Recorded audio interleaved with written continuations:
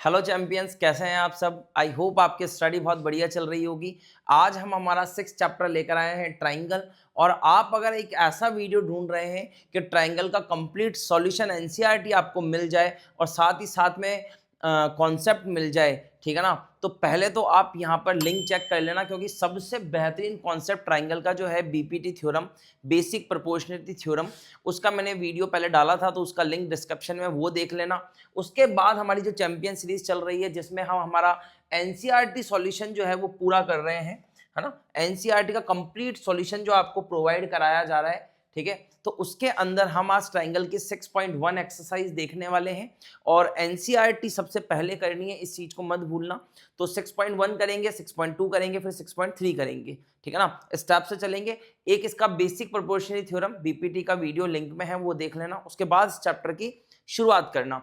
तो यहाँ पर 6.1 जो है उसके अंदर छोटे से कॉन्सेप्ट है और छोटी सी एक्सरसाइज है, बहुत जल्दी खत्म हो जाएगी, ठीक है। तो सबसे पहले यहाँ पर मैं कुछ आपको बता देता हूँ। सिमिलरिटी रूल आपको एटलीस्ट पता होना चाहिए। सिमिलरिटी रूल में क्या है ना, कि देखो बात ऐसी है कि इस ट्राइंगल चैप्टर की शुरुआत अगर आपको करनी है तो ये बेसिक चीजें आपको चाहिए। बहुत आसानी, जल्दी से पढ़ लेते हैं। कहता है कि यहाँ पर अगर सिमिलर ट्राइंगल आपको चाहिए ना, तो शेप जो है उनका क्या होना चाहिए, सेम होना चाहिए, but not necessary the same size, ठीक है ना। सिमिलरिटी मतलब होता है कि एक जैसा दिखना। जैसे मैं अगर सर्कल की बात करता हूं तो सर्कल एक जैसे दिखते हैं सारे के सारे, बट उनकी रेडियस अलग हो सकती है, ठीक है ना। समझ में आ रही बात। तो सिमिलर मतलब कि आपको एक जैसी ही दूसरी चीज दिख रही है, बट उसका साइज डिफरेंट हो सकता है। आ रही बात समझ में। सिमिलर मतलब कि शेप जो है वो सेम होना चाहिए, सबसे पहली चीज। दूसरा, कॉरस्पॉन्डिंग एंगल्स जो है ना उनके, वो इक्वल होने चाहिए। कॉरस्पॉन्डिंग एंगल मतलब, जैसे मान लीजिए एक आपने ट्राइंगल लिया है यहाँ पर एबीसी, और एक ट्राइंगल लिया आपने पी क्यू आर। तो ए का कॉरस्पॉन्डिंग एंगल पी होगा, बी का कॉरस्पॉन्डिंग एंगल क्यू होगा, और सी का कॉरस्पॉन्डिंग एंगल आर होगा। तो ये कॉरस्पॉन्डिंग एंगल जो है ना वो इक्वल होने चाहिए। आ रही बात समझ में। कॉरस्पॉन्डिंग एंगल ए पी के इक्वल, बी क्यू के इक्वल और सी आर के इक्वल होना चाहिए। तीसरी चीज, कॉरस्पॉन्डिंग साइड जो है उनका रेशो सेम होना चाहिए, ठीक है ना। रेशो मतलब कि जैसे आपने ए बी अगर साइड ली है ना, आपने क्या ली है, ए बी अगर साइड ली है तो पी क्यू आना चाहिए, a b upon p q, ठीक है ना। उसके बाद में अगर आपने बी सी साइड ली है तो फिर आपका क्यू आर आना चाहिए, और आपने अगर ए सी लिया है तो पी आर आना चाहिए। देखो मैं इसमें यहाँ जो डायग्राम है उसके अंदर आपको बता देता हूँ। सबसे पहली चीज क्या, कॉरस्पॉन्डिंग एंगल इक्वल होने चाहिए। मतलब एक्स जो है ना, वो एक्स जो है वो एक्स के बराबर होना चाहिए, इस वाले के। उसके बाद में y जो है वो y के बराबर होगा, और ये वाला एंगल जो है वो z के बराबर होगा, z z होंगे, ठीक है ना। कॉरस्पॉन्डिंग जो आपकी साइड है उनका रेशो कैसे, ये वाली कॉरस्पॉन्डिंग साइड, ये वाली साइड देखो आप, a है तो इसके नीचे आएगा आपका p, ठीक है ना। कौन सी साइड आएगी, p आएगी। क्यों p आएगी, क्योंकि देखो y और z इस पे बन रहा है, y और z इस पे बन रहा है ना। उसी तरीके से अगर मैं यहाँ पर b लेता हूं, ये वाली जो मेरी साइड है b, ये बी में लेता हूं तो इसके अपॉन में क्या आएगा, क्यू आएगा। क्यों, क्योंकि जेड और एक्स एंगल बन रहा है, ठीक है ना। ये सिमिलरिटी नियम है, सिमिलरिटी रूल्स हैं, ये आपको पता होने चाहिए। उसके बाद में अगर टेस्ट करना है आपको, तो टेस्ट कैसे करेंगे कि दो कॉरस्पॉन्डिंग एंगल इक्वल होने चाहिए, उसके लिए हम ए लगा देंगे। तीनों साइड इक्वल होनी चाहिए, ठीक है ना, जिसके लिए हम एस एस एस लगा सकते हैं, ये आपको पता ही है। या फिर दो साइड और एक एंगल होना चाहिए, जिसके लिए हम एस ए एस लगा देते हैं, ठीक है ना। तो इस चीज को बहुत अच्छे से देखना, है ना। आप चाहें तो इसका स्क्रीनशॉट लेकर भी रख सकते हैं कि सिमिलरिटी ट्रायंगल के अंदर हमें कौन से नियम फॉलो करने, तो यही नियम है, बहुत सिंपल, ठीक है ना। सिमिलरिटी मतलब ये कि शेप जो होगा वो सेम होगा, बट साइड जो है वो डिफरेंट हो सकता है।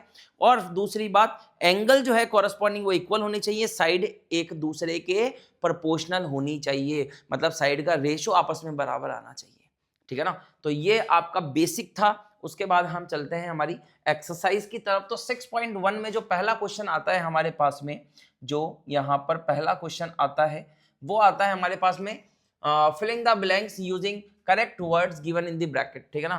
फिलअप्स करने हैं तो बहुत जल्दी जल्दी कर लेते हैं। ऑल सर्कल्स आर कॉन्ग्रुएंट या फिर similar. All circles are always similar. सारे सर्कल जो है वो सिमिलर दिखते हैं, उनका साइज, उनकी रेडियस अलग अलग हो सकती है, बट सर्कल्स कैसे होंगे, सिमिलर होगा। तो यहां पर आ जाएगा आपका सिमिलर। उसी तरीके से बात करता है ऑल स्क्वायर आर। अब आप स्क्वायर बनाओ, अगर आप स्क्वायर बनाने जाओगे तो सारे के सारे स्क्वायर ऐसे ही बनाओगे, उनकी साइड अलग अलग हो सकती है बस, ठीक है ना। तो सारे जो आपके स्क्वायर होंगे वो भी कैसे होंगे, सिमिलर होंगे। तो यहां पर हम क्या लिख देंगे, सिमिलर होगा, ठीक है। उसके बाद हम बात करते हैं ऑल ट्राइंगल्स आर सिमिलर।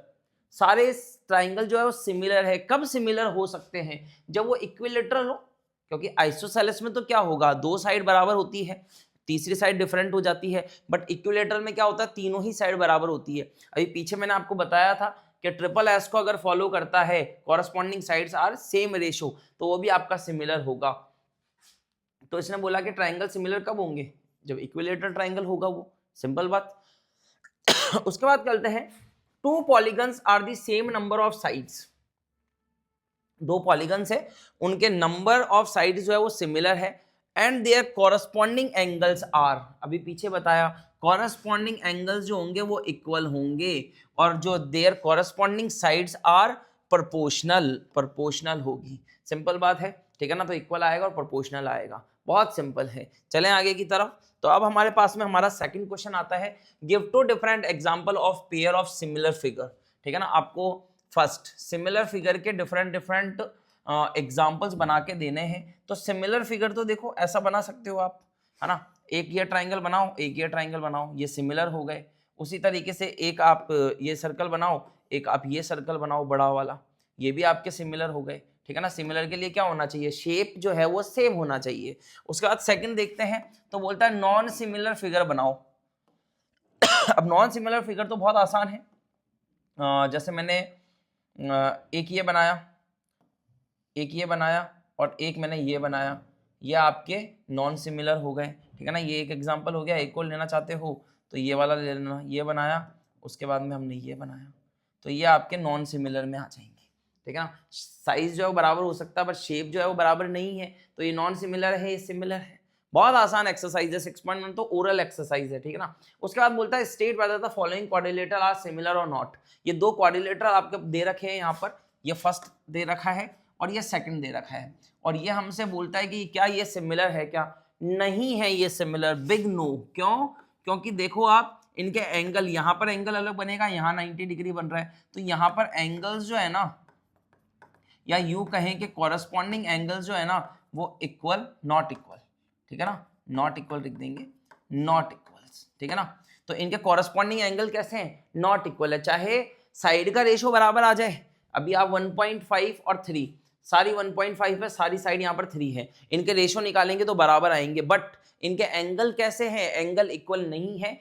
इस कारण से क्या हो रहा है कि ये जो आपके दोनों क्वाड्रिलेटरल है वो सिमिलर नहीं है ना। रीजन कोई पूछे आपसे तो यही कहोगे कि एंगल्स आर, या फिर corresponding angles are not equal, ठीक है ना, corresponding angles are not equal, उसके चलते आपका ये क्या हो जाएगा, ये सिमिलर नहीं होंगे, ठीक है ना। तो ये आपकी जो सिंपल सी एक्सरसाइज थी 6.1 वो कंप्लीट होती है। अब हम 6.2 एक्सरसाइज में मिलेंगे, पहले एनसीईआरटी करेंगे। तो मैंने यहाँ पर एक प्लेलिस्ट बना रखी है जिसमें हमने एनसीईआरटी सॉल्यूशन को एक्सरसाइज एक्सरसाइज एक्सरसाइज में पूरा डिवाइड कर दिया है, और एक कंप्लीट सॉल्यूशन एनसीईआरटी का आपको प्रोवाइड कराया है, ताकि आपकी एनसीईआरटी स्ट्रांग हो जाए, बेसिक स्ट्रांग हो जाए। आगे बात समझ में तो प्लेलिस्ट आप चेक कर सकते हैं। मिलते हैं नेक्स्ट वीडियो में, तब तक के लिए टाटा बाय बाय।